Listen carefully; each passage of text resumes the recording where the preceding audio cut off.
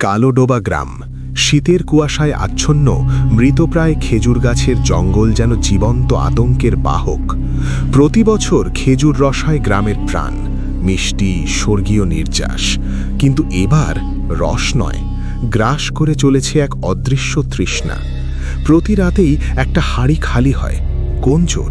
কোনো চিহ্ন নেই, শুধু গাছের বাকলে গভীর নখের আঁচড় আর বাতাসে লবণাক্ত পচনের গন্ধ। গ্রামের বুড়োরাও যাকে ডরায়, সেই পুরনো কাহিনী ফিরে এলো। পিচাস, যে রস খায় না, রসের সাথে প্রাণ চুষে নেয়। আমি, যুবক গাছি সূর্য, ঠিক করলাম রাত জাগব, কিন্তু জানতাম না এই রসচুরি শুধু ভয়ের শুরু। পিচাসের ক্ষুধা অসীম। যদি এখনও সাবস্ক্রাইব না করে থাকেন তাহলে এক্ষুনি করুন, কারণ এই গল্পগুলো শুধু শোনার জন্য নয়, তাদের কিছু মনে রাখার জন্যও আসে। বেল আইকন অন করে রাখুন, না হলে তারা নিজেরাই চলে আসবে আপনার স্ক্রিনের ভেতর থেকে। Dark Bangla mystery. আমাদের গল্প শুরু হয় যখন আলো নিভে যায়। জানুয়ারির রাতটা যেন মৃতের নিঃশ্বাস।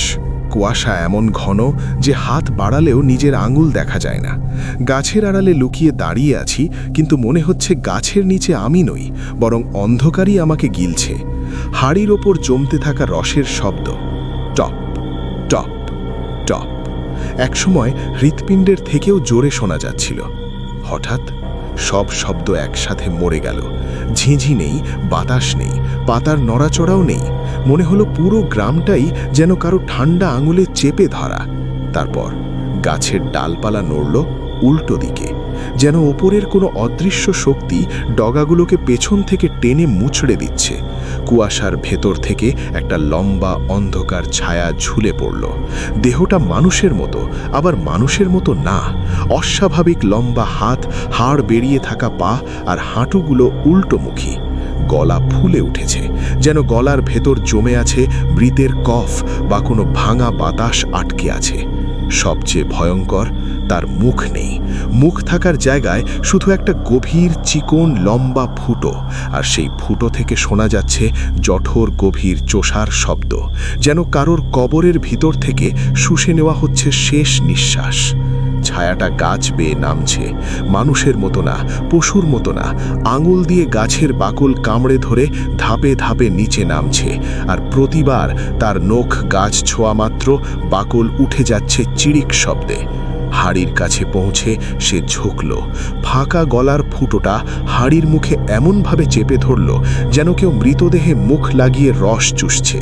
চোষার শব্দ, চর চর টপ চর টপ, এতই অমানসিক, এতই শুকনো, এতই কাঁপানো যে মনে হলো আমার শরীরের ভেতরের রসও কেউ টেনে নিচ্ছে। আমি চিৎকার করতে চাইলাম, কিন্তু গলা থেকে শুধু বরফ বের হলো। মনে হলো গলার ভেতর কেউ হিম শীতল হাত ঢুকিয়ে চেপে ধরেছে। দাঁত ঠক ঠক করছে, তবে ঠান্ডায় নয়, ভয়ে, আতঙ্কে, এই অদৃশ্য মৃত্যুর স্পর্শে। হঠাৎ তার মাথা ঘুরে আমার দিকে তাকালো। মুখ নেই, চোখ নেই, তবু আমি অনুভব করলাম সে আমাকে দেখছে। এক অন্ধকার ক্ষুধার্ত গলার ফুটো দিয়ে আমাকে টেনে নিতে চাওয়া নজর। তার দেহ ধীরে ধীরে পেছনে সরে গেল, অন্ধকারে মিশে গেল। রসের হাড়ি তখন নিস্তব্ধ। সকালে সূর্যের আলোয় যা দেখলাম তাতে রক্ত হিম হয়ে গেল। হাড়ি পুরো খালি, আর আমার হাতের ওপর লেগে আছে এক গলা শুকনো চিটচিটে ধূসর দাগ। গন্ধটা মৃতের থুতু আর পচে যাওয়া মাংসের নিঃশ্বাসের মতো। আমি বুঝলাম এটা শুধু রস চুরি না, এটা আমার প্রাণের প্রথম কণা নিয়ে যাওয়া। গ্রামের উঠোনে লোকজন জড়ো হয়েছে, কিন্তু মনে হচ্ছে তারা মানুষ নয়। কুয়াশার ভেতর দাঁড়িয়ে থাকা মৃতদের ছায়া। এক একজনের চোখে আতঙ্কের দপদপে আলো, আর ঠোঁট শুকিয়ে সাদা। মোড়লের কণ্ঠ কাঁপছে, কথায় নয়, ভয়ে গলা কাঁপছে এমনভাবে যেন শব্দ বের করার আগেই তার নিঃশ্বাস কেউ চুষে নিচ্ছে। সে বলল, 1943 সালের মন্বন্তরে পিচাস এসেছিল। রসের হাঁড়িতে মানুষের শেষ শ্বাস মিশিয়ে দিত। তার গলা বুঝে আসে, যে খেত সে মরে যেত ভেতর থেকে শুকিয়ে, চোখ গর্তে ঢুকত, শিরা ফেটে যেত, রস চুষে শুকনো গাছের মতো।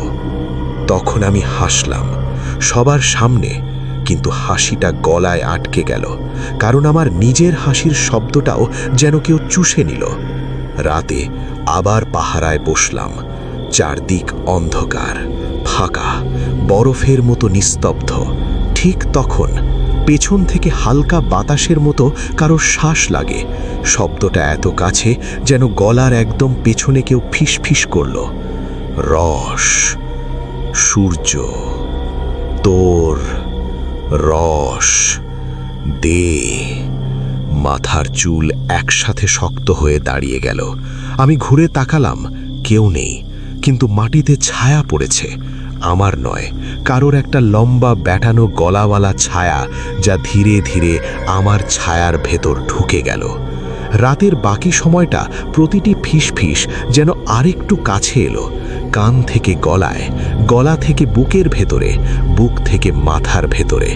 মনে হলো শব্দটা বাইরে নয়, আমার ভেতরে কেউ কথা বলছে। ভোর হলে একটু আলো ফুটতেই গাছের পাশে এগিয়ে গেলাম। গাছের বাকল ছেঁড়া, তার মাঝখানে রক্ত দিয়ে লেখা আমার নাম, সূর্য। রক্তটা এখনো পুরো শুকোয়নি, ছুতেই আঙুলে উষ্ণ পিচ্ছিল লেগে থাকলো, যেন গরম শরীর থেকে অ্যাপেনা বের হয়েছে। আমার বুক হিম হয়ে গেল, কারণ সেদিন রাতে গ্রামের কোনো মানুষ বেরোয়নি, কেউ গাছের কাছে যায়নি। ফুটো গলার সেই অমানুষিক ছায়া ছাড়া আর কাউকেই দেখিনি। আরও ভয়ঙ্কর হলো পরের দৃশ্য। গ্রামের সবার হাড়ির রসে ঠাসা, একটাও কমেনি, একটাও ছোঁয়া হয়নি, কিন্তু আমার বাঁধা হাড়িটা পুরোপুরি শুকনো। এতটাই শুকনো যেন হাড়ির ভেতর মৃত বাতাস ছাড়া কিছুই ছিল না। অর্থ পরিষ্কার, এবার সে আমাকে চায়, আমার রস, আমার শ্বাস, আমার নাম। তৃতীয় রাত। লণ্ঠনের আগুনটা যেন কাঁপছে ভয় পেয়ে, অল্প বাতাসেই জলজল করে নিভে যেতে চাইছে। আমি হাড়ির পাশে বসে আছি, কিন্তু মনে হচ্ছে আলো নয়, অন্ধকারই আমাকে দেখছে। দূরে পাতার মর্মর, তারপর আবার নিস্তব্ধতা। এমন নিস্তব্ধ যেন রাতটা নিজের পালসও বন্ধ করে দিয়েছে। ঠিক তখন গাছের পিছনে একটা টান টান ফাটলের মতো শব্দ। হাড় ভাঙলে যেমন হয়, কিন্তু কোথাও হাড় নেই, শুধু ছায়া। তারপর পিচা আসেলো, উল্টো পায়ে হেঁটে, এমনভাবে যে গোড়ালি সামনে, আঙুল পেছনে, হাঁটু পুরো পেছনের দিকে বাঁকানো। তার চলার শব্দ নেই, শুধু মাটির ওপর শুকনো ঠান্ডা আঁচড়ের টান। মনে হলো সে দূরে যাচ্ছে, এক এক ধাপ উল্টো দিকে চলেছে, তবে অদ্ভুতভাবে দূরে গেলেও তার উপস্থিতি, তার গন্ধ, তার শ্বাস ঠিক আমার ঘাড়ের ওপর। আরও ভয়ঙ্কর, তার ছায়া সামনে এগোয়, দেহ পেছনে সরে, কিন্তু ছায়া আলো পেরিয়ে সামনে চলে আসে, যেন আমার মুখের ওপর নাক ঘষে শুঁকে দেখছে। লণ্ঠনের আলো ধীরে ধীরে নিভে গেল, যেন কেউ ফুঁ দিয়ে মেরে ফেলল। অন্ধকারে শুধু শোনা গেল তার গলার ফুটো দিয়ে টানা টান চোষার শব্দ। Choose, top. সে হাড়ির মুখে ফাটল গলা চেপে ধরতেই আমার গলার ভেতরটা হঠাৎ শুকিয়ে কাঠ হয়ে গেল। মনে হলো কেউ ভেতর থেকে আমার রস চুষে নিচ্ছে। শ্বাস নেই, শব্দ নেই, শুধু ডুবে যাওয়া অনুভূতি। আমার বুকের ভেতরকার উষ্ণতা এক মুহূর্তে বরফ হয়ে গেল, যেন আমার হৃৎস্পন্দনও তার চোষার সাথে ধীরে ধীরে কমছে। রাতটা পার হলো কিভাবে জানি না। অন্ধকার, ফিসফিস আর সেই অমানুষিক শ্বাস সব মুছে দিয়ে ভোর এলো। আলো ফুটতেই যা দেখলাম সেটা কোনো দুঃস্বপ্নও কল্পনা করতে সাহস পায় না। মাটিতে ছড়িয়ে ছিটিয়ে থাকা পায়ের ছাপ, সবই উল্টো।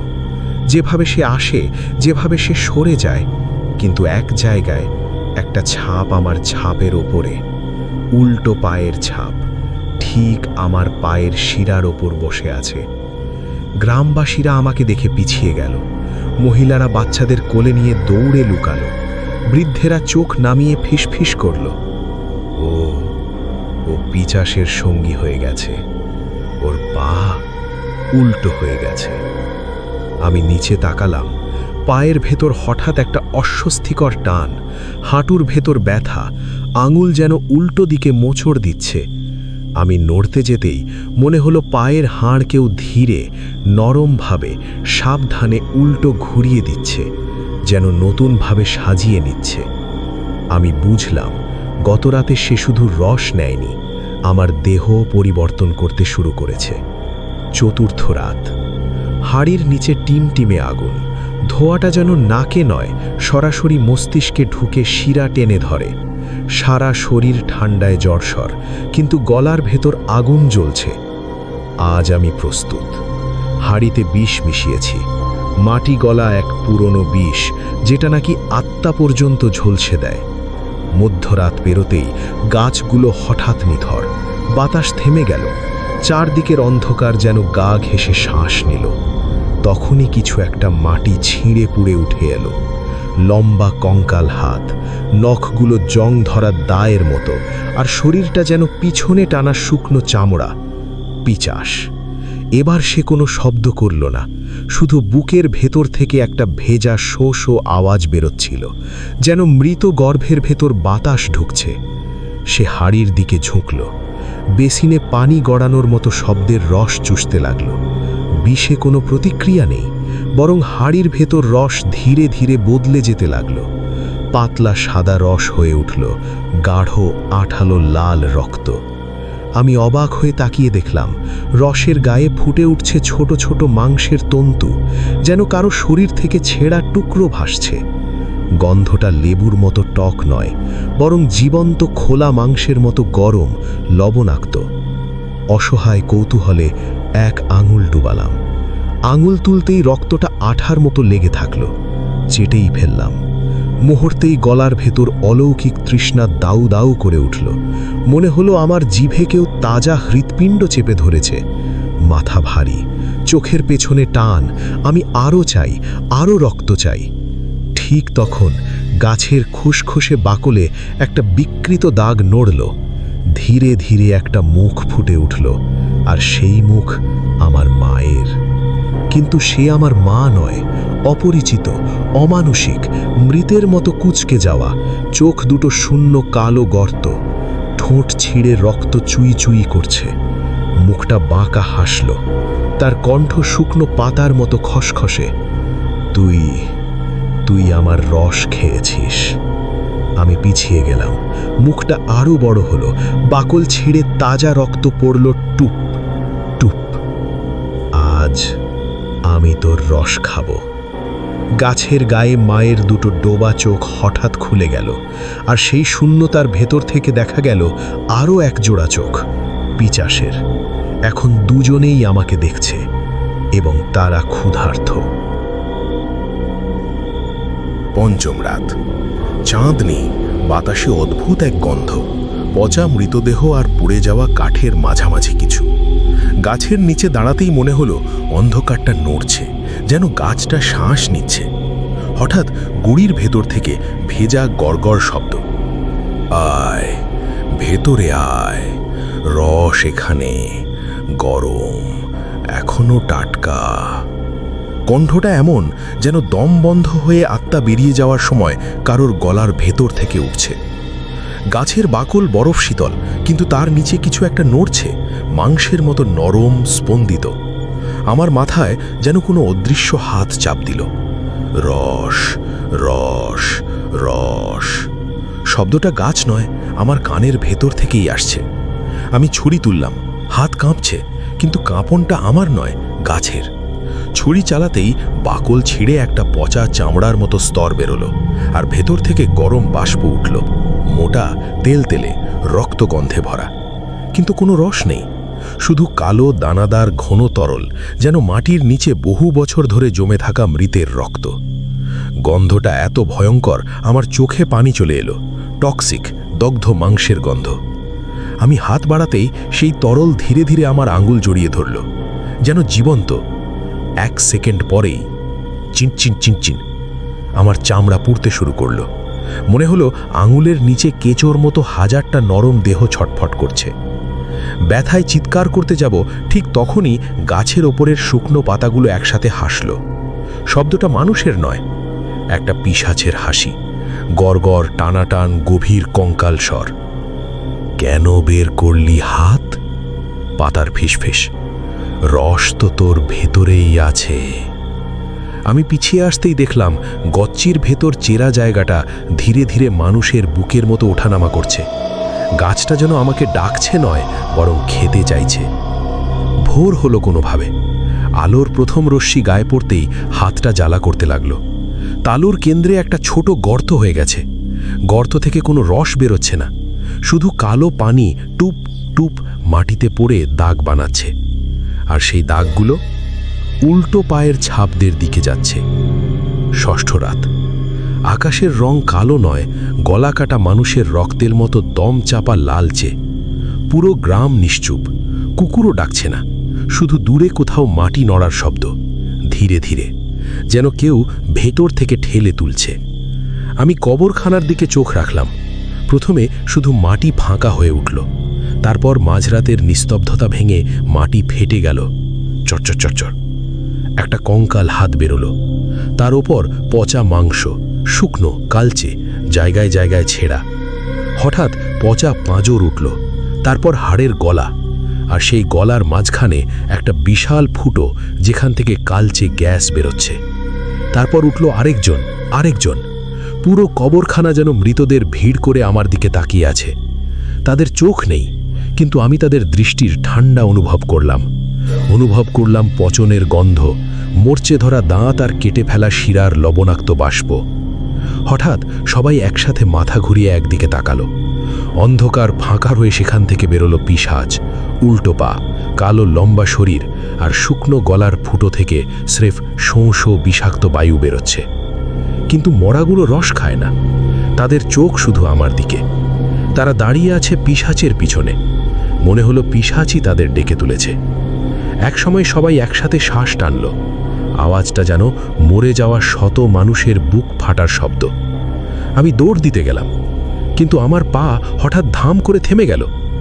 নিচে তাকাতেই দেখলাম পায়ের চারপাশে গাছের শিকড়ের মতো কালো শিরা মাটির ভেতর থেকে উঠে আমার গোড়ালি জড়িয়ে ধরেছে। আমি নড়তে পারছি না। পেছনে দাঁড়ানো এক মরা সামনে এগিয়ে এলো। তার মুখ নেই, শুধু গভীর গর্ত। গর্তের ভেতর অন্ধকার নড়ছে, যেন ভেতরে জ্যান্ত পোকাদের মেলা। সে হাসল। হাসির শব্দটা মানুষের নয়, হাজারটা পচা দাঁত একসাথে কিচকিচ শব্দে ঘষছে। তুই তো আমাদের রস খেয়েছিস। সে আরও সামনে এলো। তার গলার ফুটো থেকে ঠান্ডা বাতাস এসে আমার মুখে লাগলো। সেই বাতাসের গন্ধে মাটি, রক্ত আর শুকনো মৃত্যু। আজ দিবি, সবটা দিবি। আমার বুকের ভেতর চাপ বাড়তে লাগলো। কেউ যেন ছুরি ঢুকিয়ে রস বের করতে চাইছে। ভেতর থেকে ধীরে ধীরে অনুভব করলাম আমার শরীরের ভেতরের রক্ত জমে কালো হয়ে যাচ্ছে। আর মরাগুলো পিশাচের সঙ্গে আমার কাছে আরও কাছে আসছে, আরও কাছে, যেন তারা জীবিতর শরীর থেকেই তাদের হারানো রস ফেরত নিতে এসেছে। সপ্তম রাত। মনে হচ্ছিল পুরো গ্রাম নিঃশ্বাস আটকে আছে, আতঙ্কে নয়, প্রতীক্ষায়। আমার চারপাশের বাতাস ভারী, ঠান্ডা আর ভেজা। গাছের পাতাগুলো একটার পর একটা উল্টো দিকে নড়ছে, যেন তারা পিছন ফিরে আমার আগমন দেখছে। ঠিক তখনই আমার সামনে একটা ছায়া জমাট বাঁধতে শুরু করলো। প্রথমে মনে হলো ধোঁয়া, তারপর ধোঁয়া ঘন হয়ে পাতলা হয়ে আবার গাঢ় হলো। একটা মানুষ নয়, একটা বহু রাত জমে থাকা অন্ধকারের স্তূপ। সে কাছে আসতেই কোনো শব্দ হলো না, শুধু এক ধরনের চোঁ চোঁ শিরশির করা তাপহীন নিঃশ্বাস, যেন কেউ শত বছর ধরে জমে থাকা ঠান্ডা ভেতর থেকে ছাড়ছে। আমি তাকিয়েই জমে গেলাম। পিশাচের মুখ নেই, যেখানে মুখ হওয়ার কথা সেখানে শুধু একটা দীর্ঘ ফাটল, যেন খেজুর গাছের শুকনো বাকুল কেটে দুভাগ করেছে। ফাটলটা নড়ে না, হাসে না, কিছু বলে না, কিন্তু তার ভেতরে গভীর সীমাহীন অন্ধকার কেমন যেন শ্বাস নিচ্ছে। হঠাৎ সেই ফাটল সামান্য খুলে গেল। একটা অদ্ভুত টান অনুভব করলাম। আমার বুক থেতলে যাচ্ছে, মাথা হালকা, চোখ ঝাপসা। তারপর হঠাৎ করে আমার নাম মনে থেকে খুলে বেরিয়ে গেল, যেন অদৃশ্য কোনো হাত স্মৃতির ভেতর থেকে সেটা তুলে নিয়ে ফাটলের অন্ধকারে ছুঁড়ে দিল। আমি নিজের নাম মনে করতে পারলাম না। মাথার ভেতর শুধু শো শো হাওয়া, শীত আর শূন্যতা। কিন্তু এখানেই শেষ নয়। ফাটলটা আরও একটুখানি খুলে গেল। তার ভেতরে হাজারটা নিঃশব্দ মুখ যেন ছটফট করছে। একটা ঠান্ডা টান আমাকে আবার ঝাঁকিয়ে ধরল। আমার বাবা, তার মুখের হাসি মুছে গেল, চোখ শূন্য হলো, আর সেই স্মৃতিটা ফাটলের ভেতর ঢুকে হারিয়ে গেল। তারপর মা, তার শেষ নিঃশ্বাস, তার মমতা, তার কান্না, সব একসাথে উঠে গিয়ে অন্ধকারে হারিয়ে গেল। তারপর গ্রাম, লোকজন, আমার শৈশব, গাছের ছায়া, রোদ, ঠান্ডা, নদী, সব কিছু এক একটা ধোঁয়ার মতো টেনে নিয়ে গেল সেই ফুটো মুখের অন্ধকার। শেষ পর্যন্ত আমার মাথার ভেতরে কেবল একটা স্বাদ রয়ে গেল, রসের স্বাদ, মিষ্টি, গভীর, কিন্তু আগের চেয়ে অদ্ভুতভাবে শুষ্ক। মনে হলো সেটা আর খেজুর রস নয়, বরং মানুষের গলার ভেতরের লবণাক্ত তৃষ্ণার স্বাদ। আমি নিজের হাতের দিকে তাকালাম। চামড়া ফ্যাকাশে, শিরা গাঢ় কালো, গলার কাছে ঠান্ডা বাতাস ঘুরছে, যেন ভেতর থেকে কোনো ফুটো দিয়ে বেরোচ্ছে শ্বাস। ভোর হলে গ্রামবাসীরা আমাকে দেখে একসাথে পিছিয়ে গেল। কেউ কেউ মুখ ঢাকল, কেউ দরজা বন্ধ করল, কেউ চিৎকার করল। এক বুড়ি ভয়ে কাঁপতে কাঁপতে বলল, ও আর সূর্য না, ও এখন পিছাস। আমি বলতে গেলাম, না আমি, কিন্তু কোনো শব্দ বেরোলো না, বরং গলার ভেতরের ফুটো দিয়ে বেরোলো টপ টপ টপ, ঝরে পড়া এক অজানা তরল, শুকনো কিন্তু লবণাক্ত, যেন এখন আমি রসের ক্ষুধায় পাগল। আর দূরের গাছগুলো উল্টো দিকে দুলছিল আমাকে স্বাগত জানানোর মতো।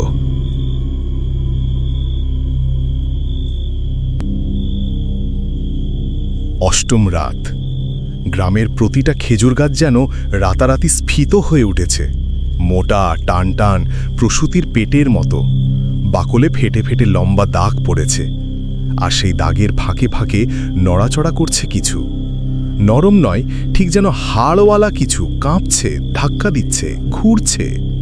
আমি দাঁড়িয়ে থেকে অনুভব করছিলাম গাছগুলোর ভেতরের অদ্ভুত ধুকধুকানি আমার নিজের হার্টবিটের সাথে মিলছে না, যেন অন্য আরেকটা অজানা প্রাণ রাতের নিঃশব্দ অন্ধকারে জন্ম নেয়ার প্রস্তুতি নিচ্ছে। হঠাৎ পিশাচ গাছগুলোর মাঝে এসে দাঁড়ালো। শীতল মৃত হাত দুটি একটার পর একটা গাছের কাঁপতে থাকা পেটের মতো ফুলে ওঠা বাকলের উপর রাখল। সঙ্গে সঙ্গে চে চে রক্ক, বাকল ফেটে এমন শব্দ হলো যেন মানুষের চামড়া টান দিয়ে ছিঁড়ে ফেলা হচ্ছে। তারপর বাকলের ভেতর থেকে বেরিয়ে এলো ঝাঁক ঝাঁক কালো পোকা। এরা সাধারণ পোকা নয়, প্রতিটা লম্বা, সরু, কাঁটায় ভরা, পেটের ভেতর থেকে চিকচিক করছে লাল আলো। তাদের ডানা নেই, কিন্তু গতি এমন যেন ছায়ার ভেতর দিয়ে ছুটে আসা ছুরি। ওরা এক ঝাঁকে থাবা মেরে সোজা আমার দিকে উড়ে এলো। আমি চোখ বন্ধ করার আগেই ফুস ফুস ফুস পোকাগুলো আমার নাকের ভেতরে ঢুকে গেল। নিঃশব্দে বরফের মতো ঠান্ডা ডানবিহীন শরীরগুলো আমার গলার ভেতরে ঘষতে ঘষতে উঠে যাচ্ছিল।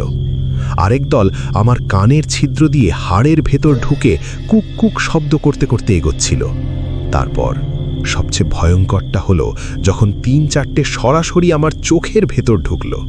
আমি চিৎকার করে উঠলাম, কিন্তু সেই চিৎকার বের হলো গলার ফুটো দিয়ে, মুখ দিয়ে নয়। এক মুহূর্তে চোখ অন্ধকার হলো, তারপর ফিরে এলো একটা বিকট লালচে দৃশ্য। আমি তাদের দৃষ্টিতে পৃথিবী দেখছিলাম। পোকাগুলো এখন আমার চোখের ভেতর দিয়ে ভেতর থেকে তাকিয়ে আছে।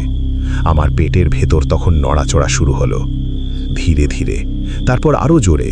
চামড়া টান টান হয়ে উঠল, শিরাগুলো কালচে রঙে উঠে গাছের বাকলের মতো ফেটে যেতে চাইছে। আমি হাত দিয়ে পেট চেপে ধরলাম, কিন্তু অনুভব করলাম কিছু একটা ভেতর থেকে ঠক ঠক করে আমার পেটের দেওয়ালে চাপ দিচ্ছে, ঠিক যেভাবে ওই গাছগুলো চাপ দিচ্ছিল। আমি হাঁটু গেড়ে বসে পড়লাম, শ্বাস বন্ধ, চোখের ভেতর পোকা, নাক কান মুখ দিয়ে জল নয়, কালো তরল ঝরছে। পিশাচ আমার পাশে এসে দাঁড়ালো। তার ফাটল মুখে কোনো শব্দ নেই, কিন্তু গলার অন্ধকার ফিসফিসিয়ে বলল, এখন তুইও গর্ভবতী। আমি ভয়ে কাঁপতে কাঁপতে বুঝলাম যে নড়ছে এটা কোনো বাচ্চা নয়, কোনো পোকা নয়, এটা আমার ভেতরে জন্ম নিতে থাকা নতুন পিচাস। আর রাত একটা অদ্ভুত শব্দে ভরে উঠল। গাছের পেটের ভেতর, আমার পেটের ভেতর একই ধুকধুকানি, যেন পুরো গ্রাম একটা বিশাল শ্বাস নেওয়া অপবিত্র গর্ভ। নবম রাত। আকাশটা ছিল অসুস্থ রঙের, নীল নয়, কালো নয়, যেন দগ্ধ মাংসের মতো ছোপ ছোপ অন্ধকার। বাতাসে কাঁচা রক্তের মতো এক কটু ধাতব গন্ধ ভাসছিল। মাটির নিচে যেন কেউ নিঃশ্বাস নিচ্ছে, ধীর, ভারী, অমানসিক। আমি নিজের হাতেই হাড়ি বাঁধলাম। হাত কাঁপছিল, কিন্তু ভয় থেকে নয়, ক্ষুধা থেকে। সেই অচেনা পিচাসী ক্ষুধা, যেটা আমার নিজের নয়, আমার ভেতরের রাতের পর রাত যেটা বড় হয়েছে, শেকড় ছড়িয়েছে। পিচাস আসেনি, কারণ সে আর আলাদা কেউ নয়, সে এখন আমি। হাঁড়ির রস প্রথম চুমুকেই গলা দিয়ে গরম স্রোতের মতো কিছু উঠে এলো। রক্ত, কিন্তু মানুষের রক্ত নয়। এটা ছিল এমন এক ঘন, আঠালো, কালচে লাল দাহ, যেটা আমার গলার ভেতর ছিঁড়ে যাওয়া টিস্যুর মতো ঝরে পড়ছিল। উষ্ণ, জীবন্ত, নিঃশ্বাস নিতে থাকা রক্ত। চোখের সামনে গ্রামের প্রতিটি ঘর দাঁড়িয়েছিল অন্ধকারে ডুবে, মৃতের মতো নীরব। আমি শুনতে পেলাম নিঃশব্দতার গভীরে তাদের ঘুম, গভীর, ঠান্ডা, কবরের মতো ঘুম। এক নিমিষে বুঝে গেলাম তারা আর কখনো জাগবে না। আমি হাঁড়ির দিকে তাকালাম। সেই হাঁড়ির ধারে নখের দাগ, আঁচড়, কামড়ের ক্ষত, যেন ভিতর থেকে কিছু বেরোতে চেয়েছিল। হাঁড়ির মুখে ঝুলে থাকা 3 ফোঁটা রক্ত আমার দিকে তাকাচ্ছে, আলতো ঝুলছে, যেন জীবন্ত। হঠাৎ বাতাস বদলে গেল। চারদিকের নিস্তব্ধতা ভেঙে ছায়ার মতো এক শব্দ উঠল, খচ খচ খচ।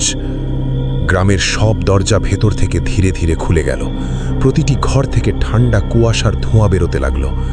আর সেই কুয়াশার মাঝে আমি দেখলাম শুয়ে থাকা মানুষগুলো নড়ছে।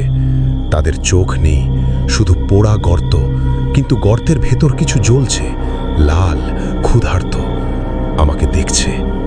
তাদের নিথর ঠোঁট ফাটল, শব্দ বেরোলো না, শুধু গরম শ্বাস। সে শ্বাসে ছিল মরণ, স্মৃতি আর এক অচেনা ডাক। তুই এখন পিচাস, শেষ হাঁড়িটা তোর। আমি হাঁড়ির রস আরেকবার চুষলাম। এবার রক্ত শুধু গলা ভিজালো না, আমার ভেতর থেকে আর একটা গলা হাসলো। 2টা হাসি, একটা মানুষের, একটা অমানুষের। এবং আমি বুঝলাম এই গ্রাম আর বাঁচবে না, আমিও না। আমার ভেতরে জন্ম নেওয়া পিচাস আজ পূর্ণ। আজ রাত, শেষ রাত, শেষ হাঁড়ির শেষ মানুষটি আমি নিজেই। 10ম রাত। কালোডোবা এখন মৃত্যুর গ্রাম। আমি গাছে গাছে উঠছি, রস খুঁজছি, কিন্তু রস শেষ।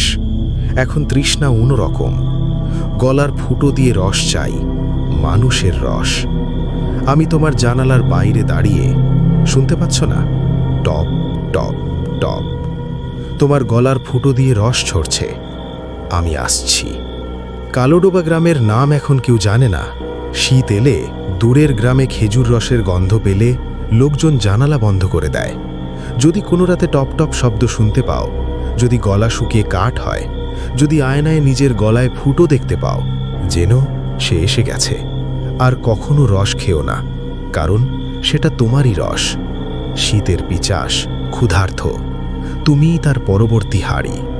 শীতের কালোডোবা গ্রামে খেজুর রস চুরির আড়ালে জেগে ওঠে এক প্রাচীন পিচাস, যে রসের সঙ্গে মানুষের প্রাণ ও স্মৃতিও চুষে নেয়। গাছি সূর্য পাহারা দিতে গিয়ে এক একে দেখে উল্টো পায়ের ছাপ, মৃতদের উঠে আসা, গাছের ভেতরে অন্ধকার আর নিজের শরীরের বিকৃতি। পিচাস ধীরে ধীরে তার নাম, পরিবার, গ্রাম সব স্মৃতি গ্রাস করে, আর সূর্য নিজেই রূপান্তরিত হতে থাকে নতুন পিচাসে। শেষে গ্রাম নিঃশব্দ মৃত্যুর ঘুমে ডুবে যায়। আর সূর্য হয়ে ওঠে নতুন পিচাস, শেষ হাড়ির মালিক। শীতেলে রসের টপটপ শব্দে যে তৃষ্ণা জাগে, তার খেজুরের নয়, মানুষেরই রসের। প্রিয় দর্শক, গল্পটা কেমন লাগলো কমেন্টে জানাতে ভুলবেন না। আর এমনই নতুন ডার্ক হরার, রহস্য আর থ্রিলার গল্প পেতে চ্যানেলটি সাবস্ক্রাইব করুন। ধন্যবাদ। পরের গল্পে আবার দেখা হবে।